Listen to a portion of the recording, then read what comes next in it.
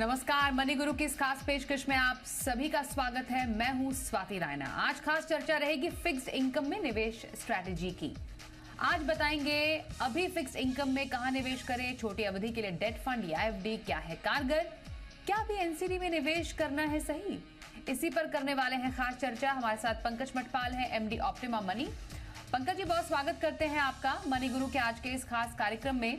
और खास फोकस रहने वाला है आज हमारा फिक्स्ड इनकम ग्रुप पर, और जानना समझना जरूरी है कि आखिरकार यहाँ पर कैसे निवेश के मौके बन रहे हैं। हमारे साथ एक और खास एक्सपर्ट भी, उनका भी परिचय करा देते हैं। Devang Shah, head fixed income Axis mutual fund. Devang का भी स्वागत है मनी गुरु के इस खास कार्यक्रम में हमारे साथ इस चर्चा में शामिल होने के लिए। तो जैसा हमें मालूम है, आरबीआई पॉलिसी का समय है और एक बार फिर से ये कयास लगाए जा रहे हैं कि कोई भी बदलाव इस बार नहीं होने वाला है। एक बार फिर से पॉलिसी में तो स्टेटस को बरकरार रखने की पूरी कोशिश है, पूरी तैयारी है आरबीआई की तरफ से भी। पर अगर हम अभी फिक्स्ड इनकम में इस पूरे इस निवेश को समझे, देवांग आपसे मैं अगर शुरू करूं तो क्या आप एक डेवलपमेंट देख पा रहे हैं इस सेगमेंट में अभी? तो आपने राइटली पॉइंट आउट करा कि आई थिंक एक्सपेक्टेशंस जो कल मॉनेटरी पॉलिसी से है वो काफी स्टेटस को है ऑन रेट्स। ना रेपो रेट चेंज किए जाएंगे, ना हमारी अंडरस्टैंडिंग ऐसी है कि जो लिक्विडिटी पे भी आरबीआई काफी हॉकिश साउंड हुआ था। लास्ट दो मॉनेटरी पॉलिसी में उन्होंने आईसीआरआर एलोकेट करा था 10% का, और लास्ट पॉलिसी में उन्होंने ओएमओ सेल्स की बात करी थी। अगर आप देखेंगे लास्ट मॉनेटरी पॉलिसी और आज, अगर हम आज देखते हैं मैक्रो एनवायरनमेंट में, तो ग्लोबल बॉन्ड डील्स में काफी रैली हो चुकी है। लास्ट टाइम यूएस ट्रेजरीज 4.80-5 के बीच में ट्रेड हो रहे थे, अभी यूएस ट्रेजरीज 4 to 4.25 में ट्रेड हो रहे हैं। अगर आप देखेंगे फाइनेंशियल कंडीशंस ग्लोबली काफी ईज हो चुकी है, और क्रूड ऑयल का दाम जो सबसे बड़ा प्रॉब्लमैटिक होता है इंडिया के लिए, वो भी काफी नीचे आ चुका है। तो हमारी अंडरस्टैंडिंग ऐसी है कि एक्सटर्नल सिचुएशन अगर हम देखेंगे तो आरबीआई मॉनेटरी पॉलिसी में काफी स्टेटस को रेट्स रखेंगे।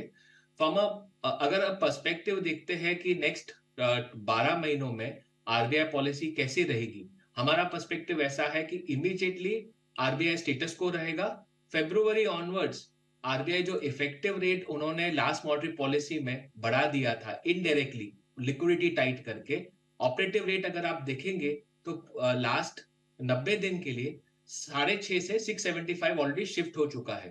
तो हमारा पर्सपेक्टिव ऐसा है कि पहले आरबीआई ऑपरेटिव रेट नीचे लेके आएंगे टुवर्ड 6.5, और नेक्स्ट ईयर आप रेट कट के एक्सपेक्टेशंस शुरू देख सकते हैं। बिल्कुल। तो पंकज जी, ये जो स्थिति है अभी डेट या फिर फिक्स्ड इनकम के निवेशकों के लिए, क्या मायने हैं इस स्थिति के, ये समझना बेहद जरूरी है। क्योंकि ब्याज दरें स्थिर हैं, अब ऑलमोस्ट टॉप आउट हो गई हैं।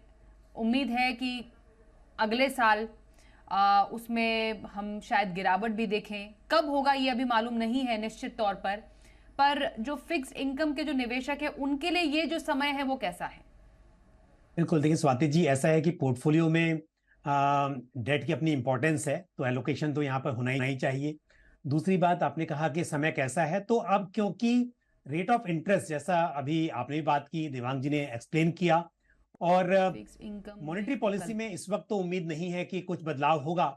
और अभी अगर फ्यूचर की बात करें तो रेट कम होना शुरू होंगे। तो इस हिसाब से इस वक्त पर यदि आप डेट में इन्वेस्ट कर रहे हैं तो आप लॉन्ग ड्यूरेशन कॉल भी ले सकते हैं। और दूसरी बात यह है कि क्योंकि म्यूचुअल फंड्स में जो डेट कैटेगरी है, इसमें 16 कैटेगरी है, तो हर तरह की अवधि के हिसाब से आपके पास चॉइसेस हैं। यदि आपको बहुत शॉर्ट टर्म के लिए निवेश करना है तो आपके पास में अल्ट्रा शॉर्ट ड्यूरेशन की चॉइस है, लिक्विड फंड्स की चॉइस है, आपके पास मनी मार्केट का ऑप्शन है। इसी तरह से आपको थोड़ा सा मीडियम टू लॉन्ग टर्म करना है तो मीडियम ड्यूरेशन, या फिर आपके पास कॉर्पोरेट बॉन्ड फंड्स, इस तरह की चॉइसेस हैं। तो उस हिसाब से आप कर सकते हैं, लेकिन अपने समय के अनुसार। लेकिन फिर भी इस वक्त पर कॉर्पोरेट बॉन्ड फंड्स या फिर हम banking and PSU debt fund की बात करें, इन्हें भी अपने पोर्टफोलियो में शामिल किया जा सकता है। बिल्कुल। तो देवांग, जब हम पिछले 2 सालों में अलग अलग एक्सपर्ट से बात कर रहे थे, क्योंकि तब एक दौर था ब्याज दरों के चढ़ने का। कोविड के टाइम पर ब्याज दरें काफी नीची कर दी गई थी। उसके बाद जब हम थोड़ा रिकवर होना शुरू हुए, कोविड से उबरे, तो ब्याज दरों के बढ़ने का दौर स्वाभाविक तौर पर शुरू हुआ।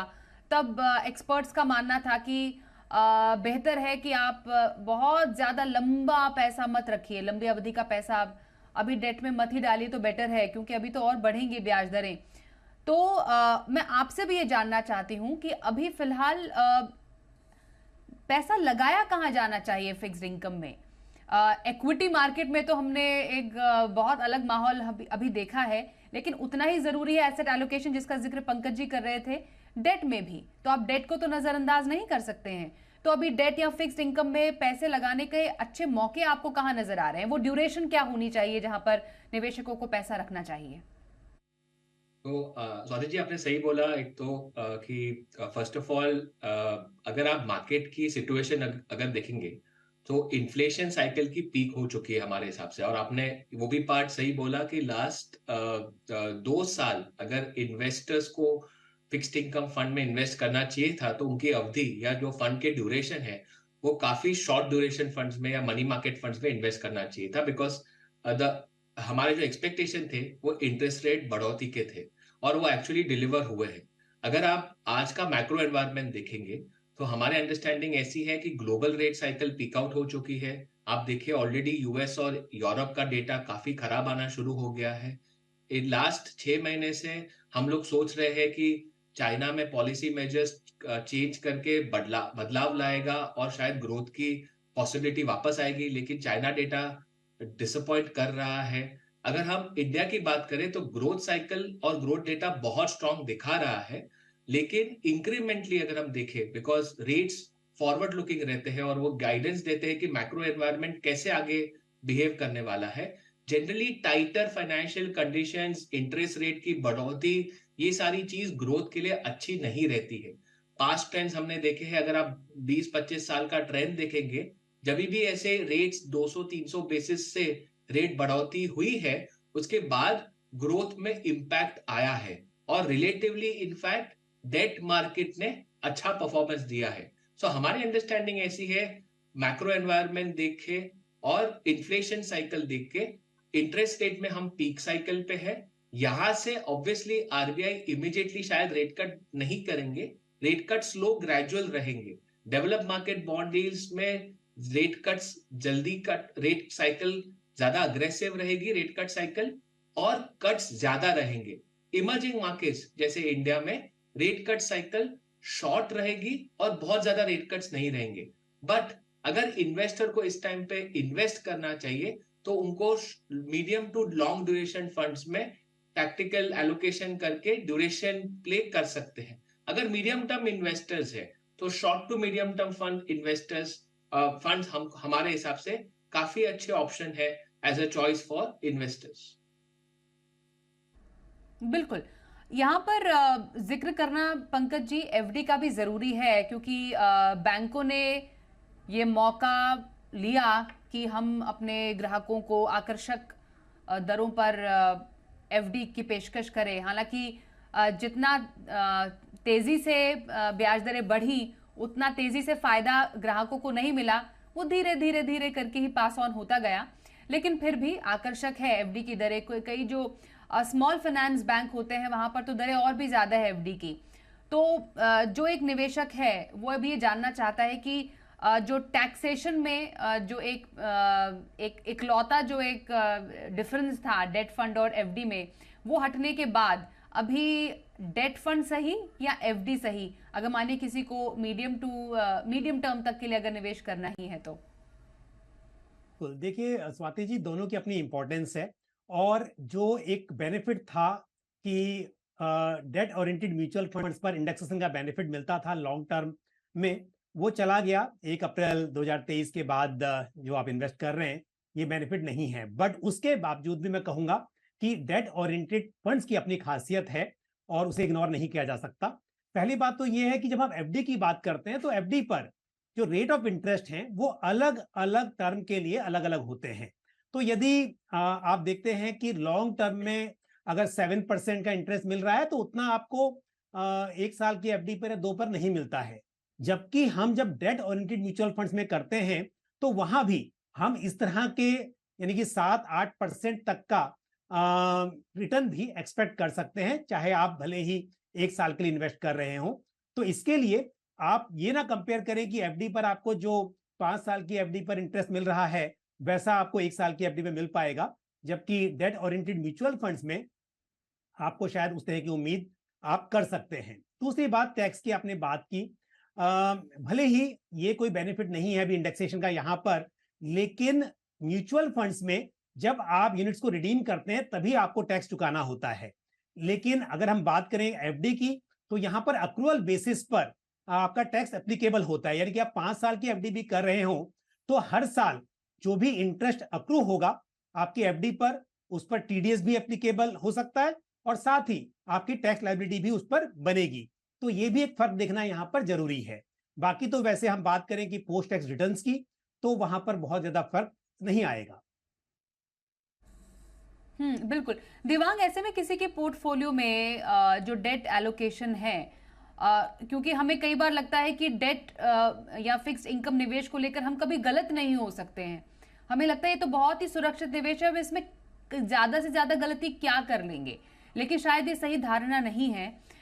इसलिए मैं आपसे एज एन एक्सपर्ट समझना चाहती हूँ, डेट में भी निवेश में कैसी गलतियां हो जाती है निवेशकों से, क्योंकि अगर आपको डेट से भी एक सिक्योर्ड कैपिटल रखना है अपने पोर्टफोलियो में तो आपको सही जगह निवेश करना बहुत जरूरी है।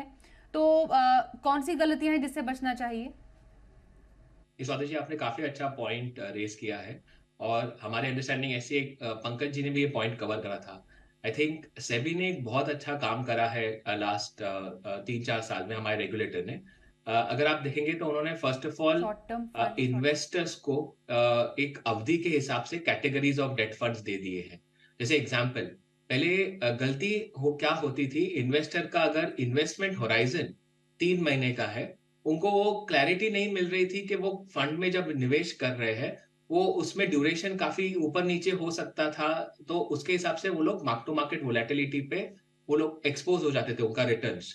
आई थिंक जो कैटेगरीज करी है सेबी ने, विच इन्वेस्टर को अलाउ करती है 1 दिन से 30 साल तक निवेश करने के लिए। तो हमारी अंडरस्टैंडिंग है इन्वेस्टर अपना इन्वेस्टमेंट होराइजन जानकर उस कैटेगरी के हिसाब से फंड इन्वेस्ट कर सकता है। तो मेरे हिसाब से जो पहली इंपॉर्टेंट चीज है जो इन्वेस्टर को हमेशा ध्यान रखनी चाहिए कि मेरा इन्वेस्टमेंट होराइजन क्या है, और उसके हिसाब से जो राइट प्रोडक्ट है, और हर फंड कैटेगरी के हिसाब से ड्यूरेशन मैंडेट बताता है।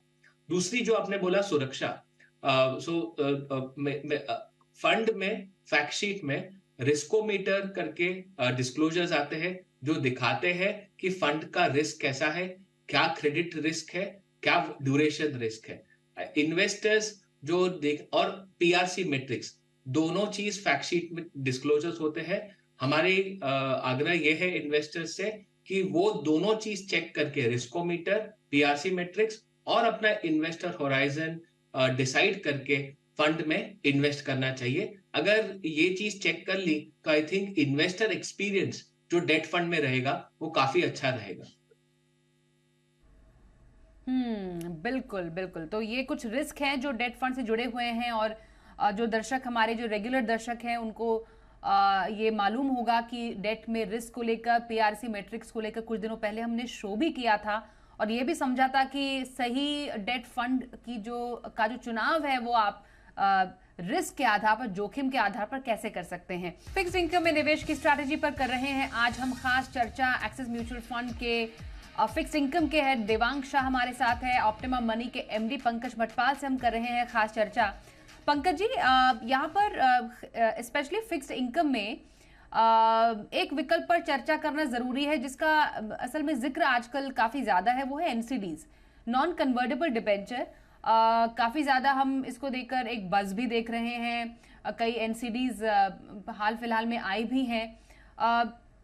क्या आप मौके देखते हैं एनसीडीज में निवेश के आजकल के समय में?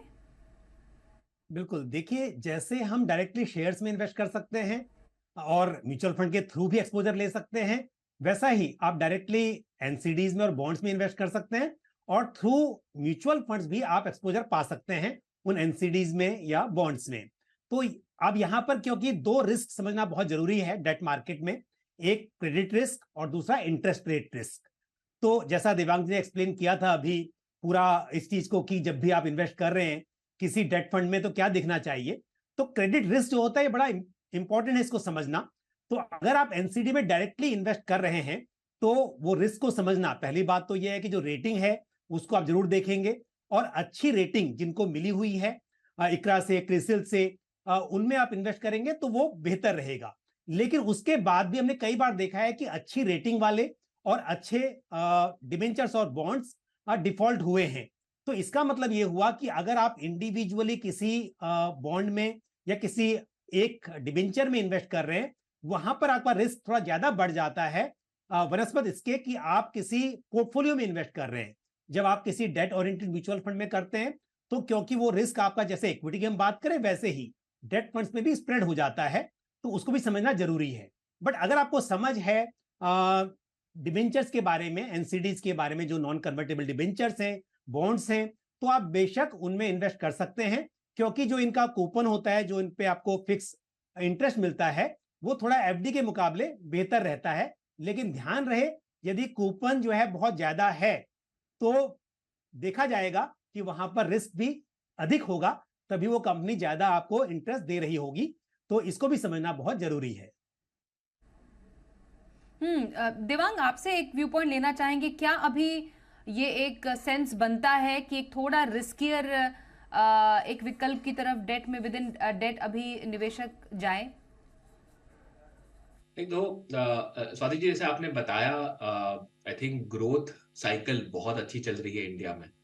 अगर आप लास्ट 12-18 महीने के डेटा पॉइंट्स देखेंगे तो ग्रोथ, आप क्रेडिट ग्रोथ देख लीजिए, एनबीएफसीज की बैलेंस शीट काफी ठीक हो चुकी है, बैंकिंग बैलेंस शीट अच्छी हो चुकी है, इंडिया कॉर्पोरेट बैलेंस शीट्स काफी डीलिवर्ड हो चुकी है, उनका लिवरेज काफी कम हो चुका है, डेट काफी कम हो चुका है, ग्रोथ काफी स्ट्रांग है। सो एट दिस मोमेंट हमें ऐसा लगता है कि अगर आप क्रेडिट फंड्स में या क्रेडिट रिस्क जो आपने बात करी और पंकज जी ने बात करी, उसमें आप निवेश कर सकते हैं। हाँ, साइकिल ठीक ठाक लग रही है क्रेडिट साइकिल की, तो हमें कोई दिक्कत नहीं दिख रहा है।